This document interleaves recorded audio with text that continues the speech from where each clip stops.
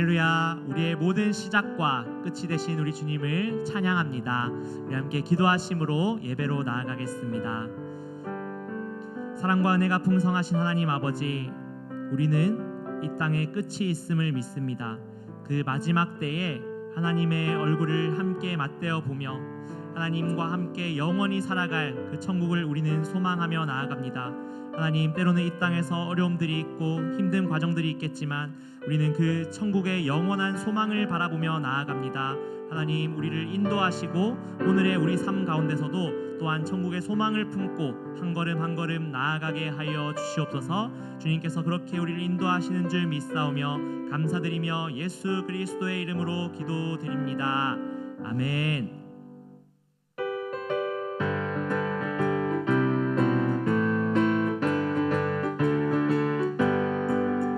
하나님의 나팔 소리 천지 진동할 때에 예수 영광 중에 구름 타시고 천사들을 세계 만국 모든 곳에 보내어 구원받은 성도들을 모으리.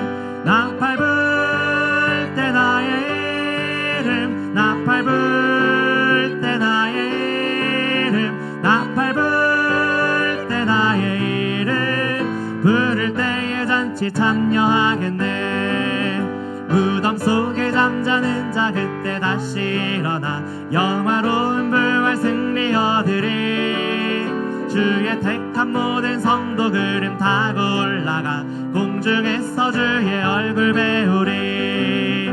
나팔 불 때 나의 이름, 나팔 불 때 나의 이름, 나팔 불 때 나의 이름, 부를 때에 잔치 참여하겠네.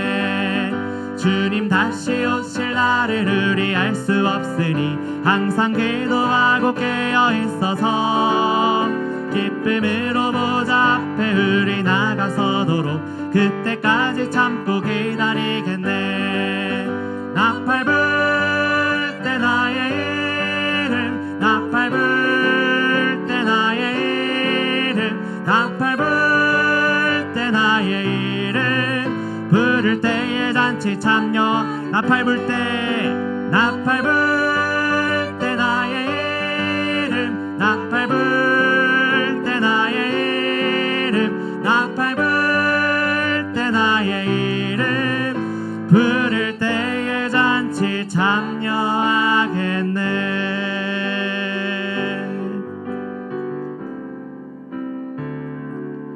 우리 보좌 앞에 모였네. 함께 주를 찬양하며 하나님의 사랑 그 아들 주셨네. 그의 피로 우린 구원받았네.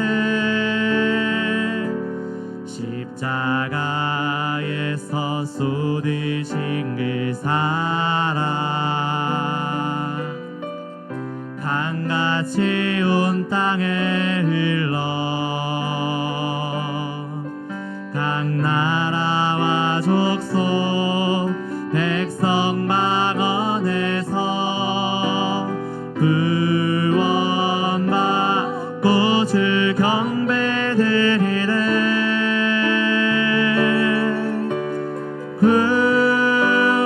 구원하심이 보좌에 앉으신 우리 하나님과 어린 양께 있도다. 구원하심이 보좌에 앉으신 우리 하나님과 어린 양께 있도다. 우리 보좌 앞에 모였네. 함께 주를 찬양하며 하나님의 사랑 그 아들 주셨네.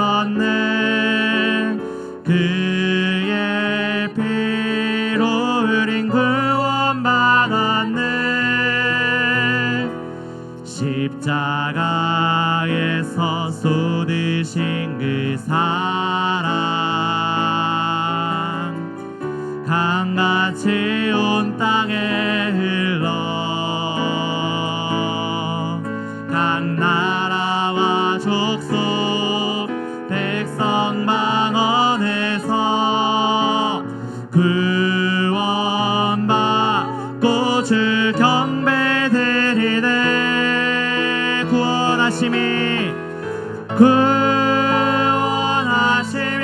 보좌에 앉으신 우리 하나님과 어린 양께 있도다. 구원하심이 보좌에 앉으신 우리 하나님과 어린 양께 있도다. 구원하심이 보좌에 앉으신 우리 하나님과 어린 양께 있도다. 구원하심이 보좌에 앉으신 우리 하나님과 어린 양께 있도다.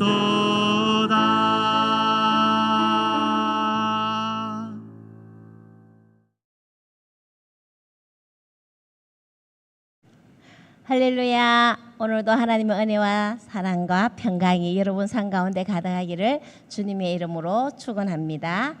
자, 여러분, 에스겔은요 아내가 죽던 날부터 말을 하지 못했습니다. 학자들에 의하면 약 3년 정도 말문이 닫혔을 거라고 유추해 보고 있는데요. 예루살렘이 무너졌다는 소식이 전해지기 완전히 이제 무너졌다는 소식이 전해지기 전날 저녁에 하나님의 손이 에스겔에게 임합니다. 그리고 에스겔의 입을 여셨습니다. 다음 날 아침 에스겔은 예루살렘 완전 멸망 소식을 듣게 되죠. 그때부터 에스겔은 침묵하지 않았고 가감없이 하나님의 말씀을 또 전합니다. 오늘 말씀은 하나님 앞에 우리가 후회 없는 인생이 되려면 어떻게 살아야 하는지 깨달아야 하는 부분을 보게 합니다. 말씀을 통해서 구원받은 백성으로 살아가는 지혜를 얻는 우리 모두가 되기를 주님의 이름으로 축원합니다. 에스겔 33장 21절에서 33절 말씀입니다. 우리가 사로잡힌 지 12째 열째 달 다섯째 날에 예루살렘에서부터 도망하여 온 자가 내게 나와 말하기를 그 성이 함락되었다 하였는데 그 도망한 자가 내게 나오기 전날 저녁에 여호와의 손이 내게 임하여 내 입을 여시더니 다음 아침 그 사람이 내게 나올 그때에 내 입이 열리기로 내가 다시는 잠잠하지 아니하였노라. 여호와의 말씀이 내게 임하여 이르시되 인자야 이 이스라엘의 이 황폐한 땅에 거주하는 자들이 말하여 이르기를 아브라함은 오직 한 사람이라도 이 땅을 기업으로 얻었나니 우리가 많은즉 더욱 이 땅을 우리에게 기업으로 주신 것이 되느니라 하는도다. 그러므로 너는 그들에게 이르기를 주 여호와께서 이같이 말씀하시되 너희가 고기를 핏째 먹으며 너희 우상들에게 눈을 들며 피를 흘리니 그 땅이 너희의 기업이 될까 보냐. 너희가 칼을 믿어 가증한 일을 행하며 각기 이웃의 아내를 더럽히니 그 땅이 너희의 기업이 될까 보냐 하고 너는 그들에게 이르기를 주 여호와께서 이같이 말씀하시되 내가 나의 삶을 두고 맹세하노니 황무지에 있는 자는 칼에 엎드러뜨리고 들에 있는 자는 들짐승에게 넘겨 먹히게 하고 산성과 글에 있는 자는 전염병에 죽게 하리라. 내가 그 땅이 황무지와 공포의 대상이 되게 하고 그 권능의 교만을 그치게 하리니 이스라엘의 산들이 황폐하여 지나갈 사람이 없으리라. 내가 그들이 행한 모든 가증한 일로 말미암아 그 땅을 황무지와 공포의 대상이 되게 하면 그때에 내가 여호와인지를 그들이 알리라 하라.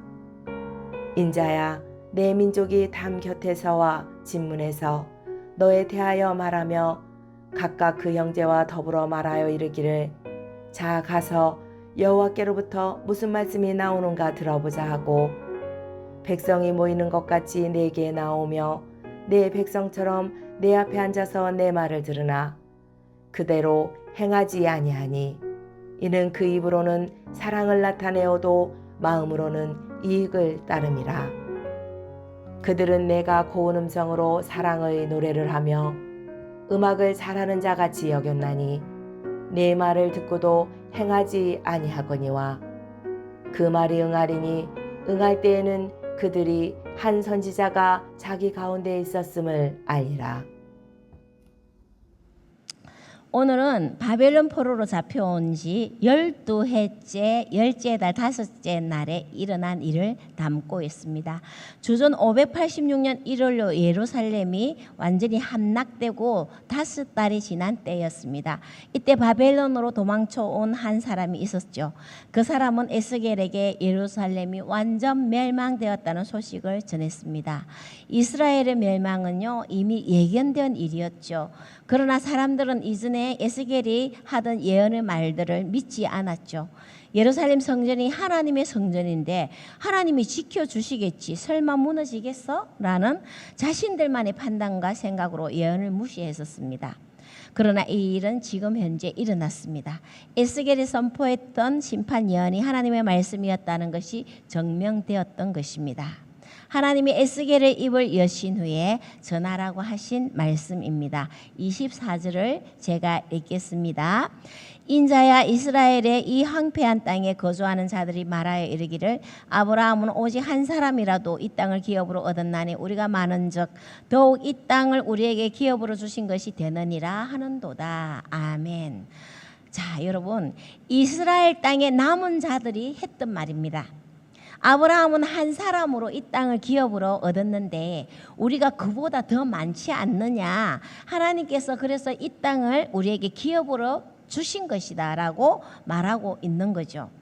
예루살렘이 무너지고 동족이 포로로 끌려간 참혹한 현실 앞에서 자신들이 살아남았다고 하나님의 특별한 선택으로 여기고 있는 모습입니다. 이들은 심판받은 것에 대한 하나님의 뜻은 전혀 생각하지 않고 자기 중심적으로 해석하고 판단하는 우를 범하고 있는 것이죠. 선과 악을 자기 중심으로 판단하는 죄된 인간들의 변함없는 생각입니다. 단지 살아남았다는 이유로 심판에 대한 의미를 깨닫지도 회개하지도 하나님께로 나아가지도 않고 있는 모습이었죠. 그리고 25절 26절을 한번 보십시오. 거기 보면요 하나님 앞에 범죄하고도 회개하지 않고 그들은 고기를 핏째 먹으면 안 된다고 분명히 말씀하셨는데 핏째 먹지 말라는 율법을 어기고 핏째 먹고요 우상을 섬기고 또 서로 폭력으로 피를 흘리고 이웃의 아내를 더럽히는 가증한 범죄를 그치지 않았습니다. 그들은 살아남았다는 그 사실 하나 때문에 오히려 더 교만해진 것입니다. 모든 것을 결과로 보고 판단하는 것이 얼마나 잘못된 판단 방식인지 우리는 깨달아야 합니다. 우리 하나님은요 결과보다 과정을 더 중요시하시는 분이시라는 사실을 우리는 기억할 수 있어야 합니다. 이런 끔찍한 심판에도 불구하고 자신의 죄를 돌아보지 않는 이들에 대해서 하나님은 다시 한번 심판의 메시지를 단호하게 선포하시죠. 27절을 읽겠습니다. 너는 그들에게 이르기를 주 여호와께서 이같이 말씀하시되 내가 나의 삶을 두고 맹세하노니 항모지에 있는 자는 칼에 엎드러뜨리고 들에 있는 자는 들짐승에게 넘겨 먹히게 하고 산성과 굴에 있는 자는 전염병에 죽게 하리라. 아멘. 그들이 안락을 누리고자 하는 땅은 결국에는 진멸의 지경까지 가게 된다는 무서운 심판의 말씀을 하셨습니다. 왜 이렇게까지 하셔야만 하실까요? 하나님의 심판은 그들의 교만을 그치도록 하는 데 있었습니다. 낮아져서 자신의 죄를 보고 또 하나님의 자비하심을 구하라는 것인데 여전히 교만하여 회개하지 않는 이들이기에 심판을 멈출 수가 없었습니다. 그렇다면 이 징계의 목적은 심판에만 있을까요? 아닙니다. 여기에 중요한 것은 하나님의 은혜가 숨어 있습니다. 그들이 온전한 모습이 되라고 하나님께로 돌아오라는 기회를 주신 것입니다.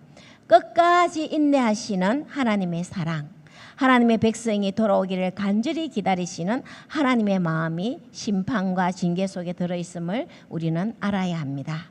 여러분, 우리도 그렇지 않습니까? 다른 사람들이 어려움을 겪을 때 나는 괜찮다, 그럴 경우 저 사람은 죄가 많아서 죄 때문에 벌 받은 거야 라는 위험한 판단을 할 때가 있지 않나요? 그러면서 자신은 하나님께 특별하게 인정받은 사람이라고 착각할 때도 있습니다. 이 모습은 자만심으로 교만해지는 착각에 빠지는 우를 범하는 모습과 똑같은 겁니다. 은혜를 아는 사람은 자신을 높이지 않습니다. 오히려 더 낮아지고 더 감사하게 되죠. 여기까지 인도하신 하나님을 높이게 됩니다. 하나님의 은혜가 교만으로 이어져서는 안 됩니다. 오직 모든 것은 하나님의 은혜임을 깨달으며 하나님 앞에 낮아지는 영성의 소유자가 되기를 소망합니다. 혹 여러분 힘들고 어려움을 겪고 계신 분 있습니까?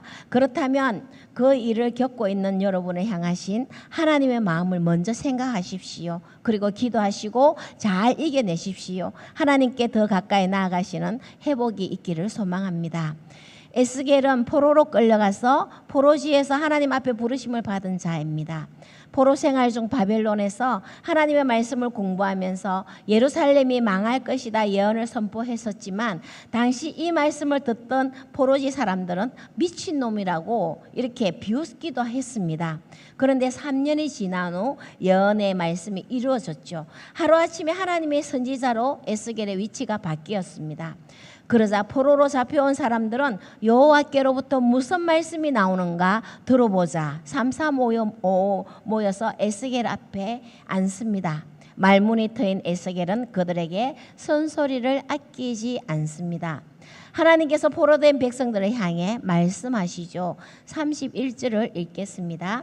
백성이 모이는 것 같이 내게 나오며 내 백성처럼 내 앞에 앉아서 내 말을 들으나 그대로 행하지 아니하니 이는 그 입으로는 사랑을 나타내어도 마음으로는 이익을 따름이라. 아멘.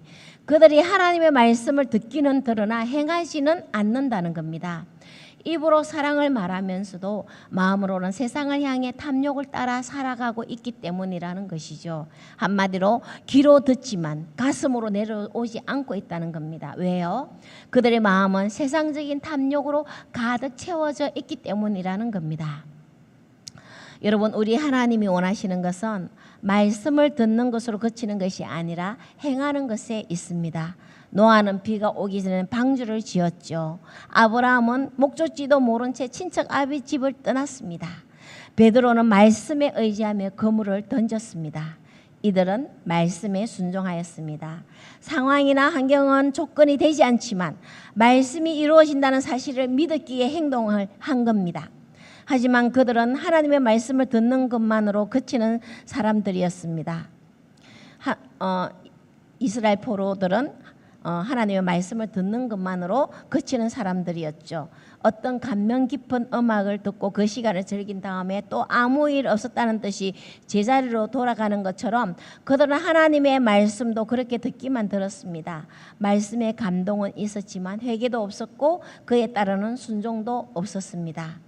이 말씀은 오늘날의 교회와 성도된 우리들에게 하시는 말씀입니다. 여러분, 우리 신앙생활에서 하나님의 말씀을 듣는 것은 굉장히 중요합니다. 그런데 설교를 감동적으로 듣고 눈물도 흘리고 아멘으로 답하며 은혜도 받습니다. 그런데 월요일이 되면 주일의 은혜는 사라지고요, 일상으로 돌아가죠. 돈이 중요해지고 성공이 목표가 되고 세상 기준대로 살아갑니다. 말씀은 들었지만 구체적인 삶의 결단으로 이어지지 않는 겁니다. 경건의 모양은 있으나 경건의 능력이 없는 삶을 살게 되는 것이죠. 특별히 코로나 이후 요즘은 각 교회 유명한 목사님들의 설교가 유튜브를 통해 흘러나오죠. 얼마든지 골라서 들을 수 있습니다. 편하게 앉아서 그 설교가 얼마나 좋은지, 얼마나 가슴을 파고드는지를 평가합니다. 말씀을 듣고 설교자의 능력을 평가하는 것일 뿐 변화받기를 갈망하지도 노력하지도 않습니다. 이런 사람들의 특징은요, 기만 높아져서 평가와 판단만 할 뿐이지 삶의 변화를 가져오지는 못합니다. 아니, 영적인 교만이 하늘을 치솟고 있는지도 모릅니다. 여러분, 하나님의 말씀은 활력이 있고 좌우의 날선 어떤 것보다도 예리하여 혼과 영과 간절과 골수를 찔러 쪼개기까지 하면서 또 마음의 생각과 뜻을 판단한다고 합니다. 하나님의 말씀은 하나도 땅에 떨어지지 않습니다. 우리는 오늘 들은 말씀이 듣는 것만으로 그치는 것이 아니라 말씀이 내 삶 속에 임하여 살아 움직이는 말씀으로 우리의 삶을 살아내기 원합니다. 그리고 어떤 상황 속에서도 말씀을 붙드는 믿음으로 순종하며 변화를 받아 그리스도의 장성한 분량에 이르는 저와 여러분 되시기를 주님의 이름으로 축원합니다. 아멘. 기도하겠습니다. 사랑의 아버지 하나님 감사합니다. 오늘도 말씀을 통하여 깨닫게 됩니다. 죄된 인간의 자기중심적인 판단과 생각은 결국 교만으로 이어지게 되는 것을 보게 됩니다. 나는 별일 없다고 어려움을 당한 지체들보다 나은 줄 아는 교만으로 가지 않도록 다스려 주시옵소서. 더 겸손하게 하나님께 가까이 나아가기 원합니다.